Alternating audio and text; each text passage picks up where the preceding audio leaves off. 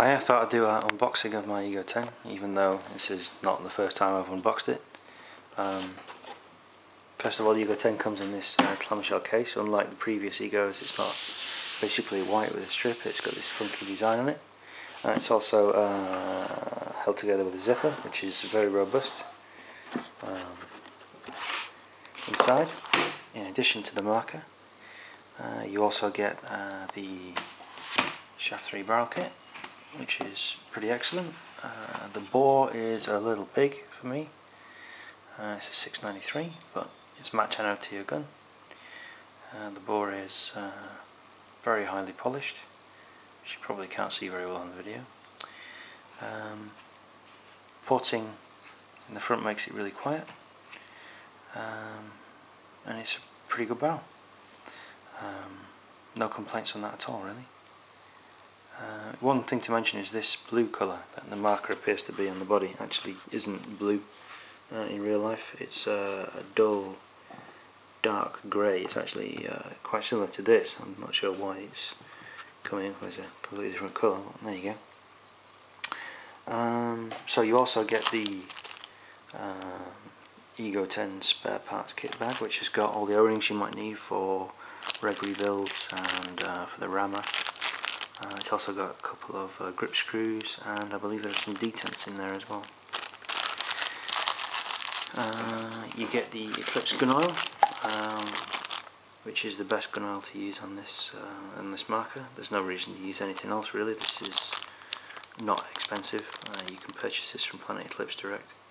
The reason why this one isn't open is because I already had some, and I'm going to finish using that before I start using my new one. You also get the Allen key set, which is the standard Eclipse Allen key set, and it is used to undo all the hex bolts from hex screws that are in the gun. Every hex key you might need is definitely in the Allen key set. The marker is very light.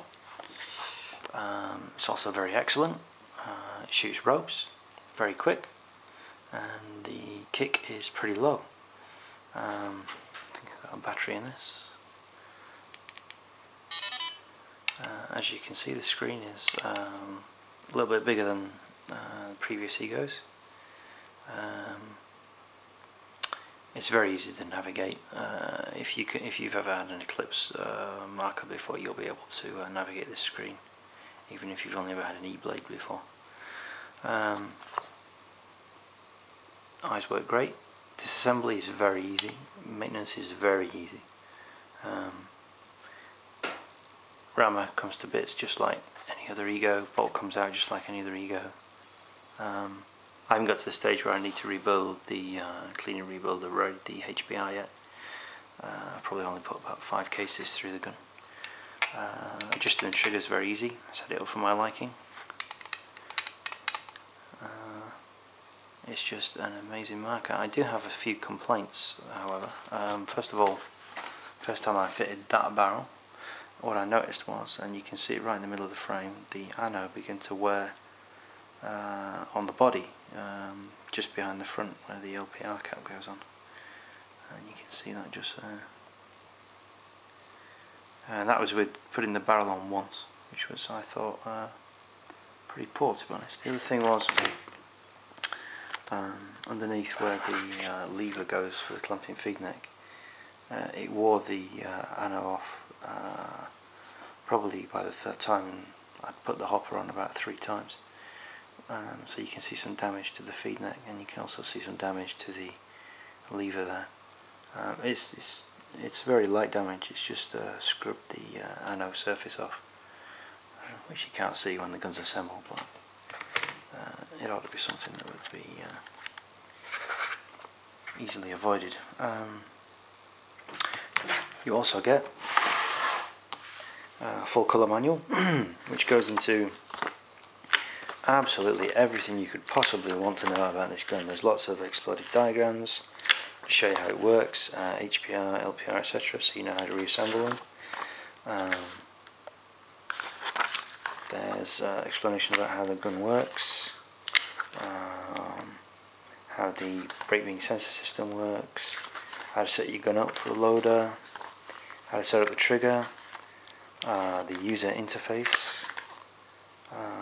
what the brake beam sensor indicator means.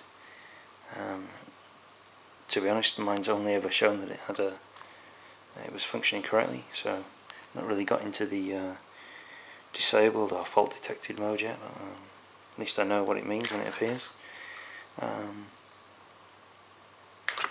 How to set up and find anything in the menu system. So there's this tree system in the manual, so you can find out where you need to go.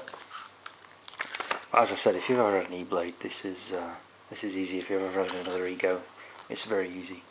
The screen's very large, dead easy to read, dead easy to set. The board itself has a number of presets, or you can set up your ramping mode individually, and it'll pretty much fire. Well, it'll definitely fire faster than you can pull a trigger. It'll ramp. This one I've had up to 25 plus, and there's very little kick. Obviously, the work that they've done in the solenoid area has made a big difference.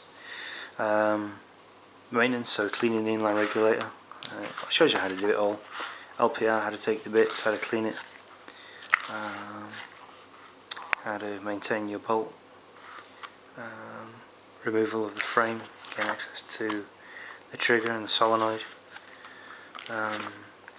removal of the valve, which is obviously pretty easy. I haven't done that yet, but I'm sure I will sooner or later.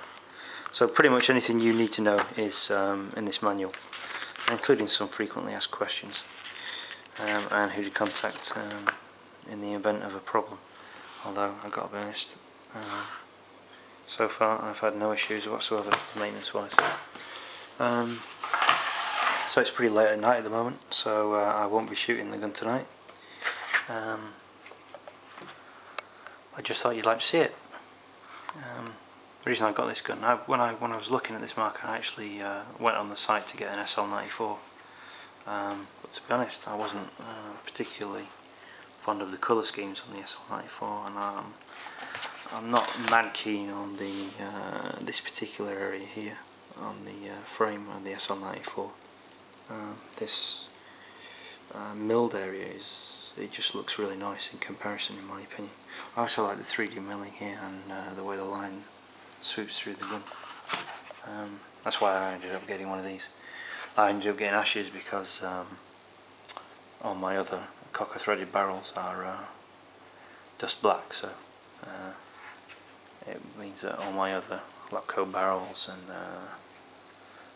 Kana kit will fit on no problem and look pretty cool.